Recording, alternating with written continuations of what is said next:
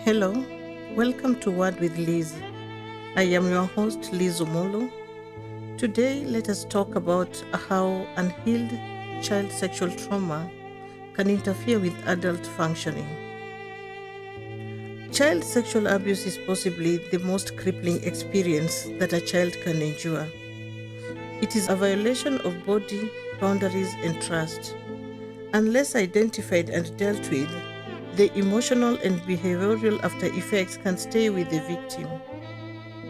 The very defenses that initially protect the survivor later lock these problems into place, interfering with adult functioning and preventing healing or any change.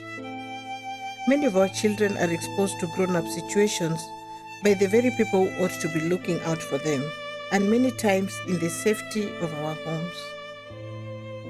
Many children do not share their ordeals because they are usually dismissed. If it happens within the home, no one wants to believe that the emperor is naked. Take for instance the case of Mercy.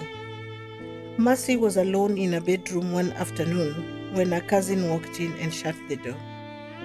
There was no one else at home when he took advantage of her. He was older and stronger. Mercy felt totally helpless.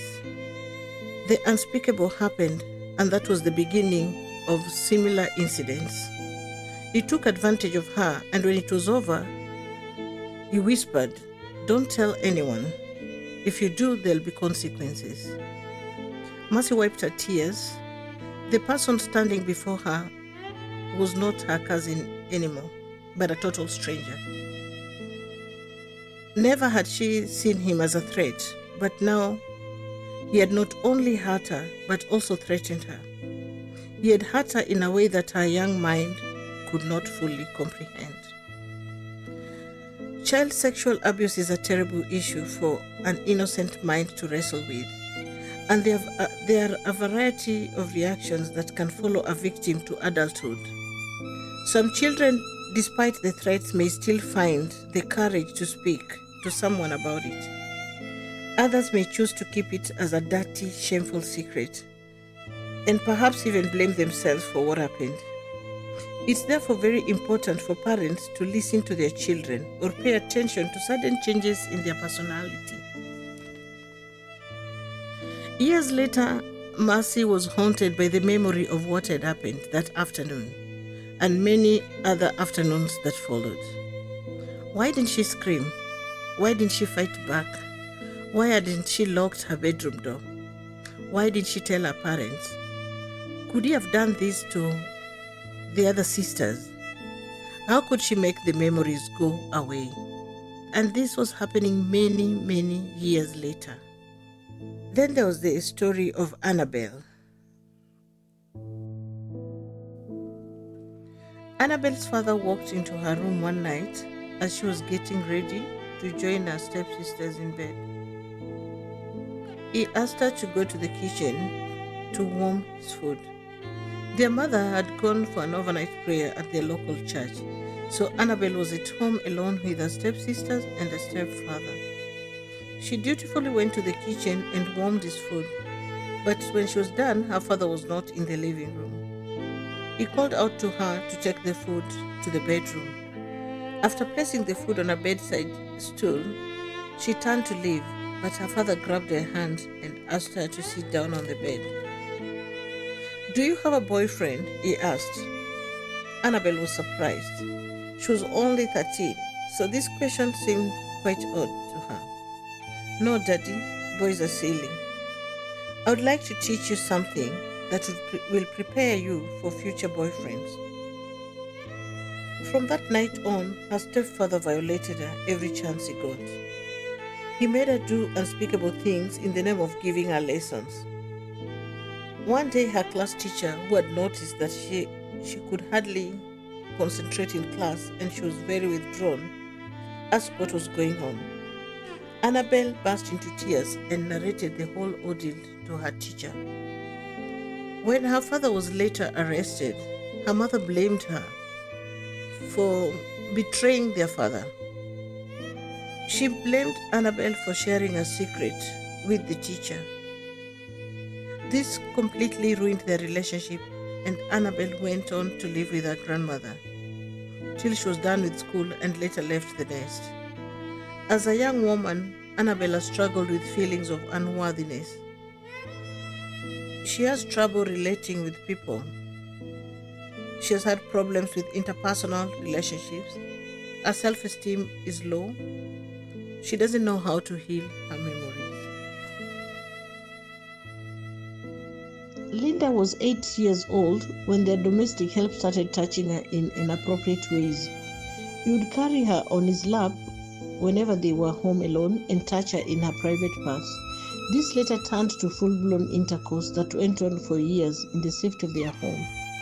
Linda had no friends her age. She hated home. She hated this person, but she couldn't bring herself to talk to anyone about what he was doing to her. Rarely are children abused by total strangers. It's usually someone close, someone they trust. A relative, a domestic worker, a family friend, a teacher, a driver, someone they feel comfortably around, someone they do not perceive as a threat, and someone who will know when they are most vulnerable. Many parents ask if there are signs that a child has been victimized or is being victimized. While some signs may be obvious from the word go, there are those signs that may not be so obvious.